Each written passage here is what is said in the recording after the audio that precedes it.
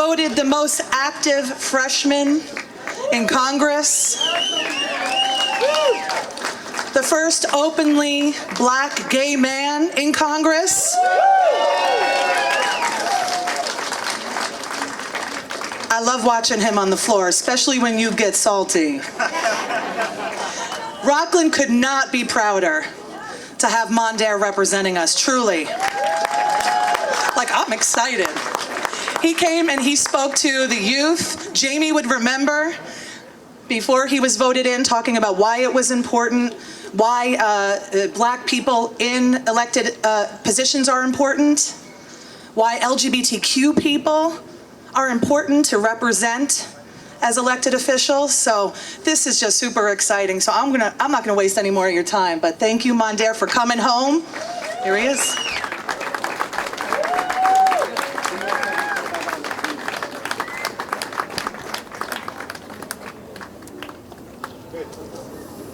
You are way too kind. Thank you so much, Brooke.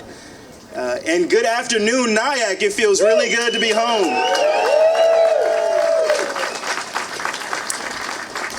And after a long year of social distancing and Zoom calls, it feels so good to be back together in person, doesn't it? Especially as we celebrate one of my favorite times of year, Pride.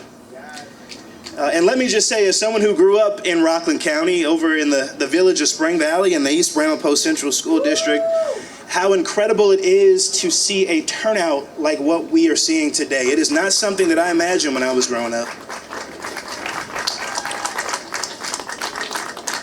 And as Elijah mentioned, it is a testament to the long-suffering work of so many people I recognize that came before me to pave the way for my historic election as the first openly gay Black member of Congress.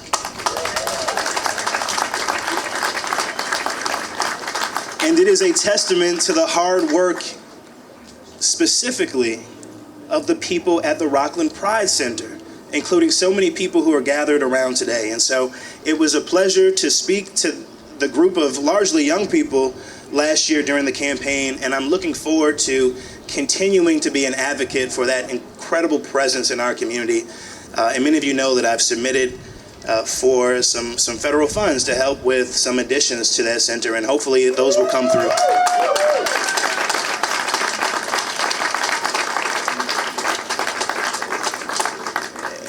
As you heard, my election was historic, and the distinction of being the first is something that I proudly claim. But it wasn't all that long ago that I never imagined someone like me could even run for Congress, let alone get elected to that body. As I said on the floor of the House in connection with the Equality Act, which would finally enshrine protections for the LGBTQ community in our federal anti-discrimination law, to grow up poor, Black, and gay is to not see yourself reflected anywhere. And that is until now. The representation and the visibility that I and so many others bring to this work is not lost on me. Instead, it is a responsibility that I take quite seriously, as many of you know. And I know that it has been helpful to other people because I get messages from people throughout our community and across this country and all across the world who say things like, the work that we are doing and the representation that we are providing is helping them to live authentic lives, to accept who they are, and to be true to themselves. And that is a beautiful thing, and that is what Pride is all about.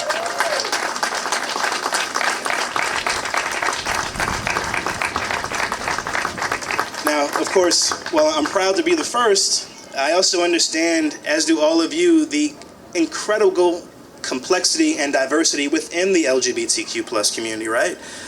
For example, in addition to being Black and gay, I'm also an attorney, a millennial, a son, a proud progressive member of the House of Representatives when we need it now more than ever. All of these things inform who I am and the important policy-making work that I do on behalf of all of you in the United States Congress. The fact is, there is no one LGBTQ plus experience.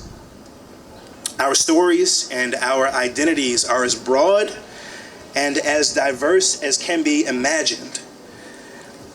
But we also share something powerful. And that is the experience of growing up in a world that can often feel like it is not for us. And more importantly, finding ways to overcome the barriers that have been created to block our success.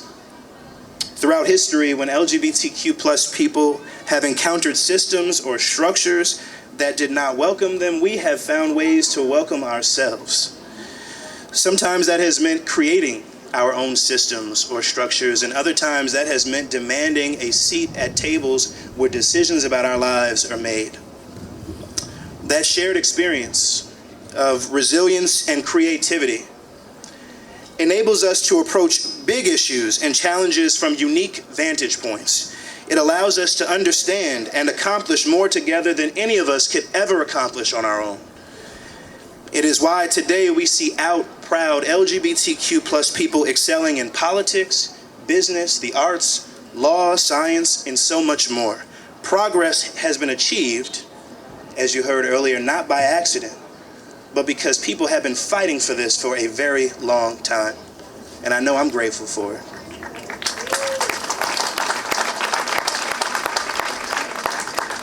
Nowadays, with marriage equality as the law of the land, and LGBTQ plus people represented in pop culture and media, it can be easy for folks to understand, or rather, it can be easy for folks to believe that our work is complete, that LGBTQ justice has finally been won.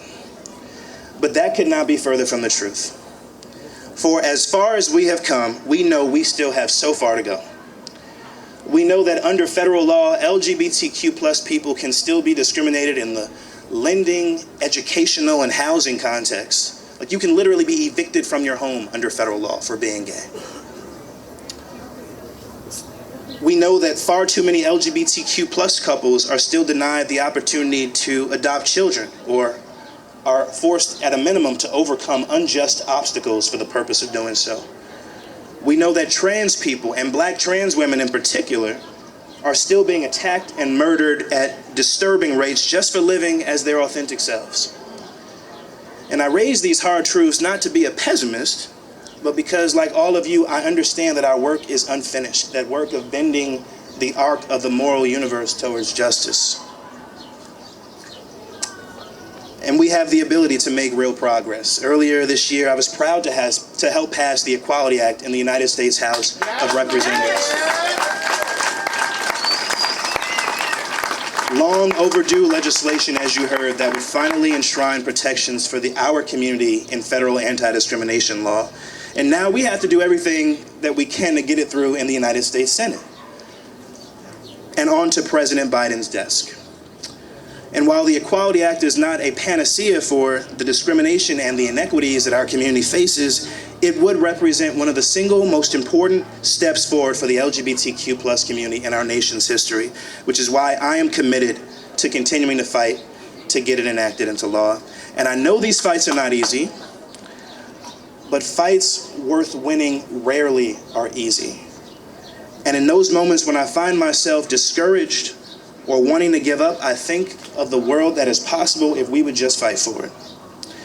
A world in which every family is judged by the love it shows, not how it identifies.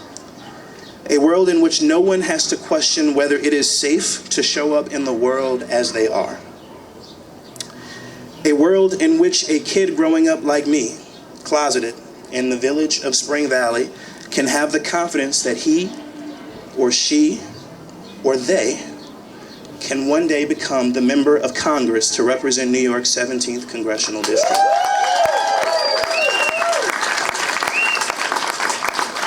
This is the world that I want. It is the world that we all dream about. And it is the world that I know we will achieve together. Thank you so much.